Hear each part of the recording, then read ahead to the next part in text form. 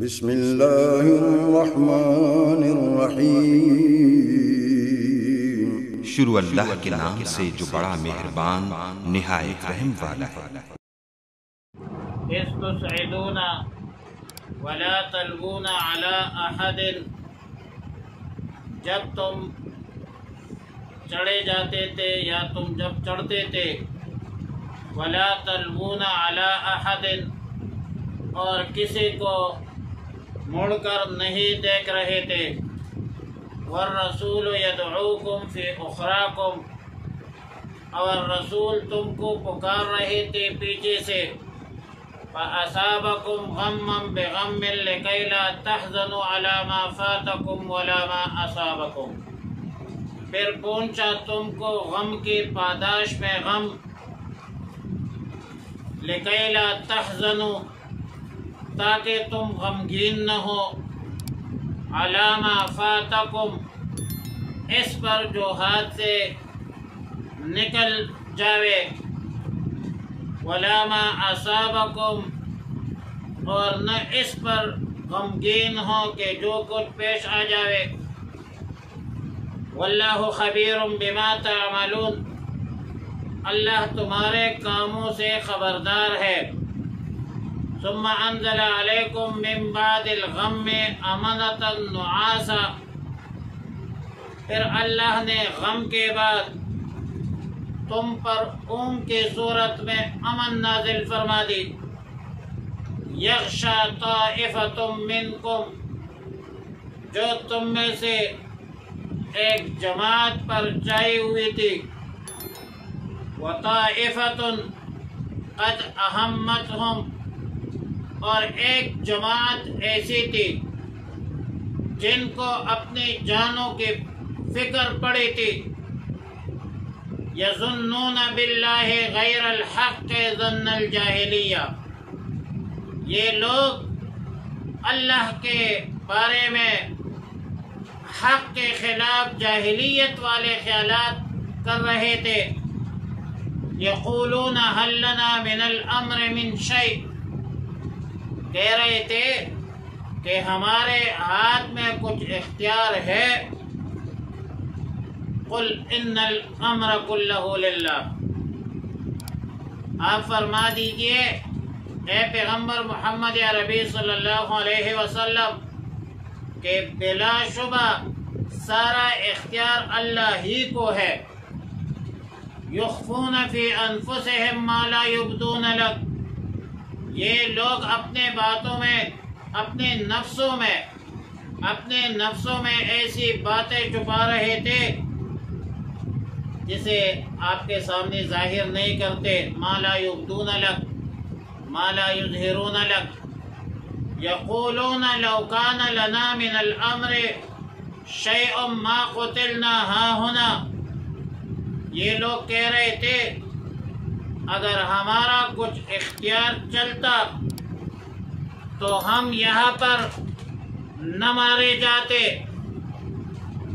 فرمایا اللہ تعالیٰ نے کہ کہہ دیجئے پیغمبر عربی صلی اللہ علیہ وسلم، قل لو کنتم فی بیوتکم لبرز الذین کتب علیہم القتل الی مضاجعہم، آپ فرما دیجئے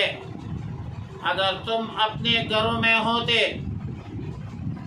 البتہ تو باہر نکلتے جن پر لکھ دیا ہے مارا جانا اپنے پڑاؤ میں یا اپنی جگہوں پر، وَلِيَبْتَلِيَ اللَّهُ مَا فِي صُدُورِكُمْ، تاکہ آزما لے اللہ تعالی جو کچھ تمہارے سینوں میں ہے، وَلِيُمَحِّصَ مَا فِي قُلُوبِكُمْ، تاکہ صاف کرے جو تمہارے دلوں میں ہے، واللہ علیم بذات الصدور، اللہ تعالیٰ سینوں کے باتوں پر خبردار ہے۔ ان الذین تولوا منکم یوم التقى الجمعان، تحقیق کے ساتھ جو لوگ ہٹ گئے تھے جس دن لڑی دو فوجیں، انما استزلهم الشیطان ببعد ما کسبوا، بس اس کو شیطان نے لغزش دی بعض ایسے اعمال کے سبب جو انہوں نے کی، وَلَقَدْ عَفَا عَنْهُمْ، تحقیق کے ساتھ اللہ نے ان کو معاف کر دیا۔ ان اللہ غفور حلیم، بے شک اللہ رب العالمین بخشنے والا، تحمل والا ہے۔ ان آیاتوں میں یا آیات مذکورہ غزوہ احد کے متعلق نازل ہے، اور خاص کر پہلی آیات نمبر 153، جس میں صحابہ نے ایک پہاڑی کو چھوڑا، جن پہاڑی پر رسول اللہ مبارک صلی اللہ علیہ وسلم نے دفاعی نقطۂ نظر سے ایک ترتیب کے ساتھ مقرر کیے تھے صحابہ کو۔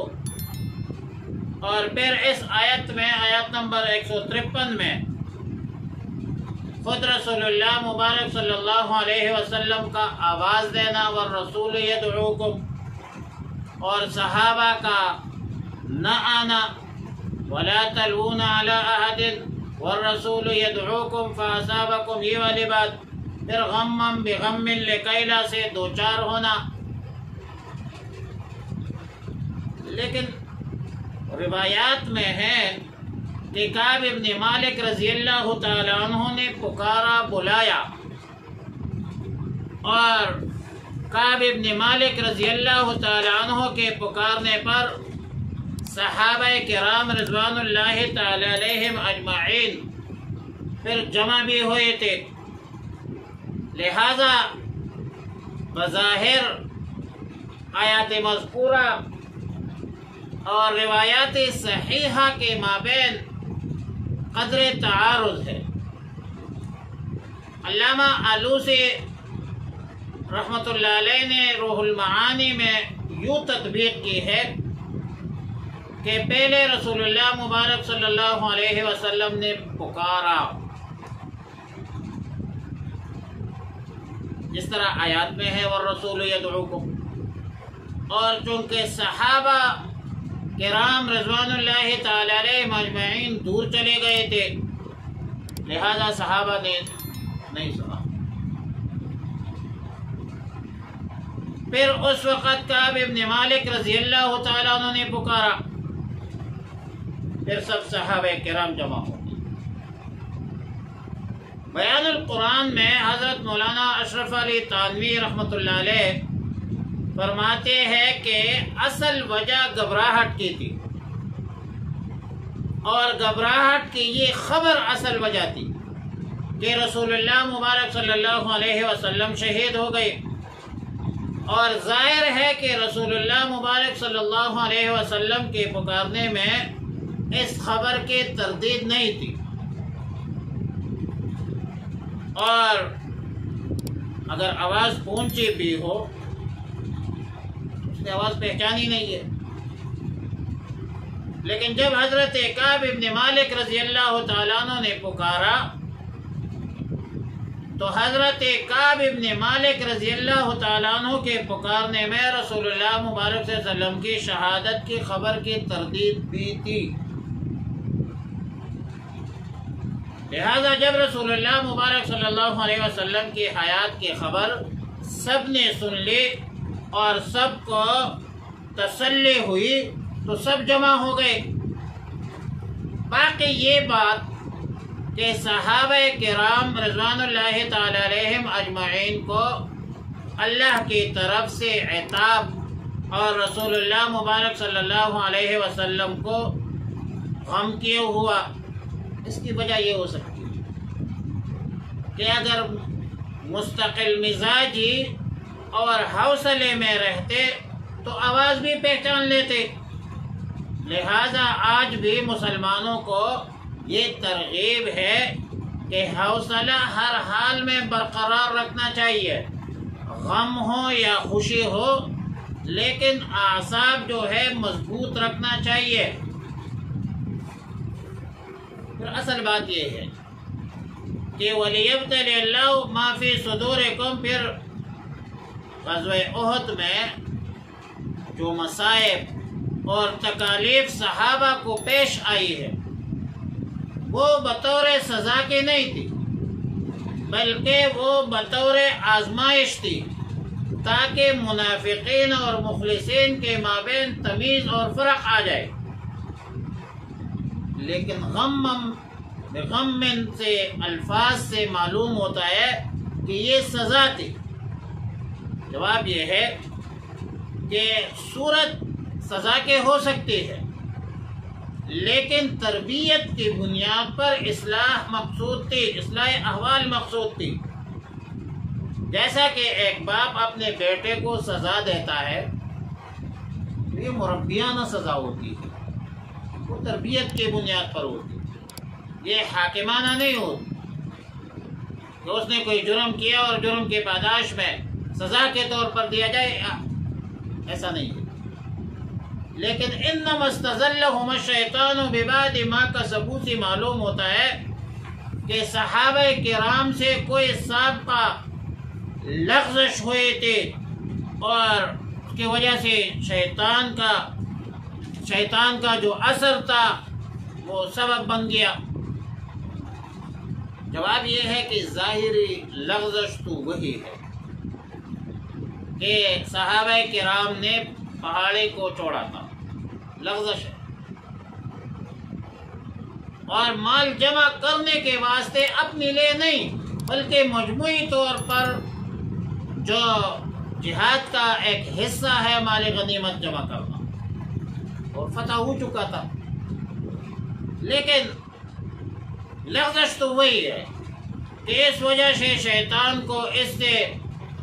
اور معصیت کرا دینے کی بھی طمع ہو گئی، اور اتفاق سے وہ طمع بھی پوری ہو گئی۔ مگر اس لغزش کے پیچھے آنے والے نتائج میں یہ تکوینی حکمتیں پوشیدہ اور مستور تھی کہ فرمایا اللہ رب العالمین نے کہ ہم نے آپ کو آزمائش میں مبتلا کیا۔ آزمائش میں مبتلا ہونا یہ کوئی سزا تو نہیں ہے، امتحان تو لیا جاتا ہے، امتحان تو رفع بلندی کے لیے ہوتی ہے۔ اور ایک بات ہمارے اکابرین اور بزرگان دین کا ایک قول ہے کہ ان من جزاء حسنۃ الحسنۃ بعدها وان من جزاء السیئۃ السیئۃ بعدها، یعنی نیک کام کے ایک نقد جزا دوسرے نیکی ہوتی ہے، جس کو اس کو توفیق مل جاتی ہے،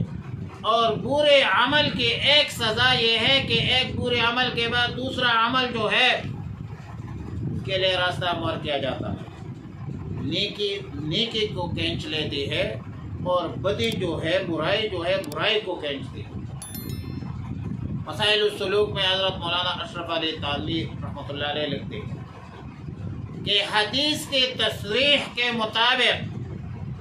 گناہ سے قلب میں، دل میں ایک ظلمت، ایک تاریکی پیدا ہو جاتی ہے، اور جب قلب میں، دل میں ظلمت آ جاتی ہے تو شیطان قابو پا لیتا ہے۔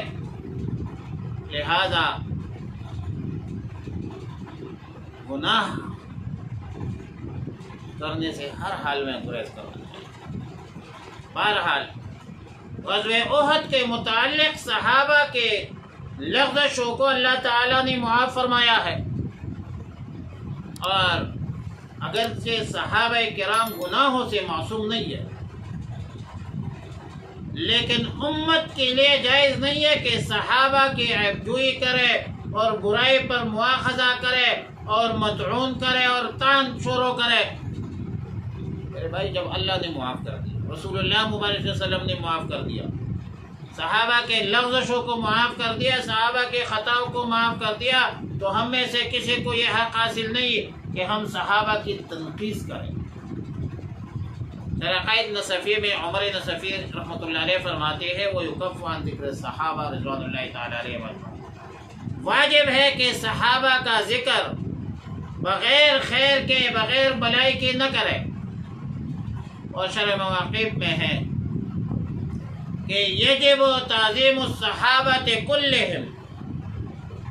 والکف عن القدح فیہم، تمام صحابہ کے تعظیم واجب ہے اور ان پر طعن سے باز رہنا واجب ہے۔ صحابہ حق کے معیار ہے، ہمارے ایمان کی معیار ہے۔ فَإِنْ آمَنُوا بِمِثْلِ مَا آمَنْتُمْ بِهِ فَقَدِ اهْتَدَوْا۔ اللہ رب العالمین سے دعا ہے کہ ہمیں صحابہ کے نقش قدم پر چلنے کی توفیق عطا فرمائے۔